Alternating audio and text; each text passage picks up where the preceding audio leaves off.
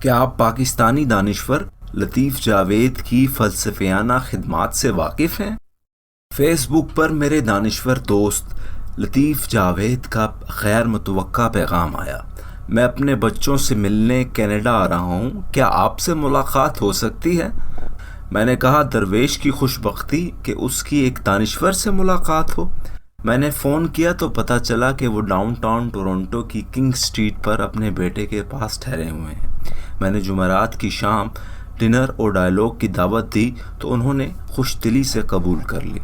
میں نے انہیں ان کے دولت کدے سے لیا اور کوئن سٹریٹ کے ایک مشرقی ریسٹورانٹ کڑاہی بوائز میں لے گیا تو کہنے لگے میرے ڈنمارک میں مقیم بیٹے کا فکر مند فون آیا کہ یہ اجنبی کون ہے جو ابو کو اجنبی شہر میں لے جا رہا ہے، لیکن جب اسے پتہ چلا وہ اجنبی ڈاکٹر سہیل ہے تو کہنے لگا پھر خیریت ہے، میں انہیں جانتا ہوں، میں نے ان کی کتاب انسانی شعور کا ارتقاء پڑھ رکھی ہے۔ لطیف جاوید نے بتایا نہ صرف انہوں نے وہ کتاب پڑھی ہے بلکہ اپنے بچوں اور دوستوں کو بھی پڑھوائی ہے۔ اس کتاب نے ان کے ذہن میں پیدا ہونے والے چند چبھتے سوالوں کے جواب دیے ہیں، اسی لیے انہوں نے اس کتاب پر تفصیلی مضمون بھی لکھا ہے۔ جب جاوید لطیف مجھے کتاب کے تبصرے کے بارے میں بتا رہے تھے اس وقت درویش اپنی زنبیل سے امیر حسین جعفری کی مرتب کردہ کتاب ڈاکٹر سہیل فن و شخصیت نکال رہا تھا، کیونکہ اس میں لطیف جاوید کا مضمون چھپا تھا۔ لطیف جاوید نے کتاب کا تحفہ لیا اور ایک لفافے میں سے اپنی 4 کتابوں کے تحفے نکالے۔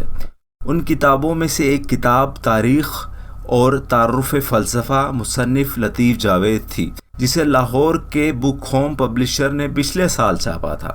جو ہی کتابوں کا تبادلہ ہوا تو ریسٹورانٹ کی ایک دختر خوشگل ویٹرس جو ہمیں کافی دیر سے غور سے دیکھ رہی تھی مچل گئی۔ لطیف جاوید سے کہنے لگی میرا نام اقصیٰ ہے، یہ میری خوش قسمتی ہے کہ 2 ادیب یہاں کھانا کھانے آئے ہیں۔ مجھے کتابیں پڑھنے کا بہت شوق ہے، ایک کتاب مجھے بھی عنایت ہو۔ لطیف جاوید نے معذرت کی تو وہ اداس ہو گئی۔ میں نے کہا آپ فیملی آف دی ہارٹ کے اگلے سیمینار میں تشریف لائیں تو آپ کو ایک کتاب بھی مل جائے گی۔ میری بات سن کر وہ مسکرائی اور کہنے لگی میں ضرور آؤں گی۔ گھر آ کر لطیف جاوید کی کتاب تاریخ اور تعارف فلسفہ کا مطالعہ کیا تو دل بہت خوش ہوا۔ انہوں نے اپنی کتاب میں فلسفے کی ایسی مختصر تاریخ رقم کی ہے جس میں پچھلے 3000 سالوں کے فلسفیوں اور فلسفوں کا ثقیل، مشکل اور گنجلک زبان کی بجائے عام فہم زبان میں تعارف کروایا ہے۔ اس کتاب میں انہوں نے ایک اچھے استاد کی طرح یہ بھی بتایا ہے کہ فلسفے کا سائنس اور مذہب سے کیا تعلق ہے۔ انہوں نے یونانی فلسفیوں سے عہد جدید کے فلسفیوں کا سفر رقم کیا ہے۔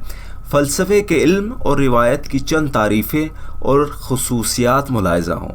تھیلیس، وفات 546 قبل مسیح۔ کائناتی مسائل کا حل عقیدہ کی بجائے عقل سے تلاش کرنا چاہیے۔ فیثاغورس، وفات 495 قبل مسیح۔ جب فیثاغورس سے پوچھا گیا آپ کا پیشہ کیا ہے تو انہوں نے فرمایا بعض افراد عام دینوی محرکات سے بے نیاز ہو کر اپنا مقصد زندگی صرف مطالعہ فطرت و انکشاف ہستی قرار دیتے ہیں۔ ان لوگوں کو میں فلسفی کہتا ہوں، میرا شمار اسی جماعت میں ہے۔ سقراط، وفات 399 قبل مسیح۔ سقراط کے نزدیک فلسفہ حقیقت اور صداقت کا متلاشی ہے۔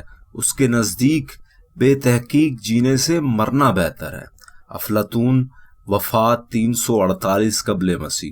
فلسفے کی خاصیت یہ ہے وہ کسی بات کو اس بنا پر سچ نہیں مانتا یہ کسی بڑے نامور بزرگ کی کہی ہوئی ہے، وہ اس بات کی سچائی کی اپنے طرز استدلال سے جانچ پڑتال کرتا ہے۔ ارسطو، وفات 322 قبل مسیح۔ ارسطو فلسفی کو عاشق علم کہتا ہے۔ فلسفہ دیوتاؤں کا نہیں، انسانوں کا علم ہے۔ ارسطو کا یہ نظریہ تھا کہ تمام سائنسی علوم فلسفہ ہی سے پھوٹتے ہیں۔ لطیف جاوید نے اپنی گراں قدر تصنیف میں نہ صرف یونانی بلکہ جدید دور کے فلسفیانہ مقادب فکر کا بھی تعارف کروایا ہے۔ ان مکاتب فکر میں مادیت پسندی، حقیقت پسندی، مثالیت پسندی اور وجودیت شامل ہے۔ انہوں نے جن مسلمان فلاسفروں کا خاص طور پر ذکر کیا ہے ان میں ابو حمید غزالی اور عبد المجید دریاوادی بھی شامل۔ میری نگاہ میں یہ کتاب پاکستان کے ہائی اسکول کے نصاب میں شامل ہونی چاہیے تاکہ ہمارے نوجوانوں کا عقیدے کے ساتھ ساتھ فلسفے کی روایت سے بھی بھرپور تعارف ہو سکے، وہ جان سکیں کہ مسلمانوں میں فلسفی اور سائنسدان پیدا کیوں نہیں ہو رہے۔ میرا ایک شعر ہے، ہمارے بچوں کی سوچوں پہ کب سے پہرے ہیں، کہاں سے آئے گا آزاد نوجواں کوئی۔ لطیف جاوید ہمیں یہ بھی بتاتے ہیں کہ ان فلسفیوں کے ساتھ جن کا مسلمان بڑی عزت اور احترام سے ذکر کرتے ہیں، مسلمانوں نے اپنے اس سنہری دور میں کیا سلوک کیا۔ میں لطیف جاوید کی کتاب سے صرف 4 مثالیں پیش کرنا چاہتا ہوں۔ الکندی معروف فلسفی کے فلسفیانہ کتابیں لکھنے اور یونانی فلسفے کی کتابوں کے تراجم کرنے پر ان کی زندگی ایک عذاب بنا دی گئی۔ ان کے خلاف غیظ و غضب اور نفرت کی ایسی فضا پیدا کی گئی کہ وہ گھر کی 4 دیواری میں بند ہو گئے۔ توہین مذہب کے جرم میں انہیں بڑھاپے میں پیٹھ پر 50 کوڑے مارے گئے۔ الرازی پر فلسفیانہ فکر رکھنے اور ڈکشنری سائنس کی الرازی پر فلسفیانہ فکر رکھنے اور ڈکشنری سائنس کی فلسفیانہ کتاب لکھنے پر توہین مذہب کا الزام لگا۔ یہی کتاب سر پر مارنے کی سزا دی گئی جس سے وہ اندھے ہو گئے۔ آخری عمر انتہائی مایوسی اور لاچارگی کے عالم میں گزاری۔ وفات پر انہیں رات کی تاریکی میں نامعلوم مقام پر دفن کیا گیا کیونکہ مخالفین کا کہنا تھا ان کی لاش سے اس زمین کو آلودہ نہیں ہونے دیا جائے گا۔ الفارابی، انہوں نے افلاطونی فلسفہ اور منطق میں اتنی مہارت حاصل کر لی تھی کہ ان کے دور میں افلاطون کو معلم اول اور الفارابی کو معلم ثانی کہا جاتا تھا۔ اسی فلسفیانہ سوچ کی بنا پر کفر کا فتویٰ لگا، ان کی کتابیں جلا دی گئی، معاشرتی مقاطع ہوا، زندگی وبال جان بنی اور خلوت نشین ہو گئے۔ ابن رشد، ان پر بھی کفر و الحاد کے فتوے لگائے گئے اور انہیں جلا وطن کر دیا گیا۔ ہر دور میں فلسفی سقراط کی سنت پر عمل کرتے ہیں جنہوں نے اپنے سچ کی خاطر زہر کا پیالہ پیا اور اس جوری کو جس نے انہیں موت کی سزا دی تھی فرمایا، یاد رکھو تم مجھے سزائے موت دے کر زندہ جاوید کر رہے ہو، اب میں کبھی نہیں مروں گا کیونکہ میری دلیل زندہ رہے گی، اس لیے میں زندہ رہوں گا۔